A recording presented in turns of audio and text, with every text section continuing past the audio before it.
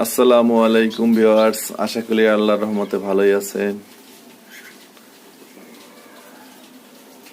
Cockatiel পাখি এখন ঠান্ডা পড়ছে, তাই তারা একটু রেস্ট করছে।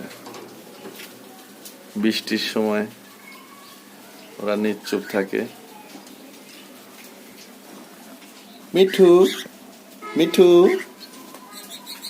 একটা বেবি হয়েছে, দেখতেই পাচ্ছেন। বেবিটা বড়ই হয়ে গেছে, এখনো খাওয়া শেখে নাই, ওর মা বাপ খাওয়ায় দেয়।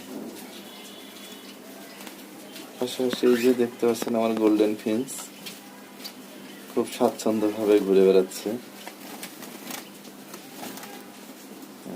কিউট। ওর জোড়াটা মারা গেছে শীতের সময়।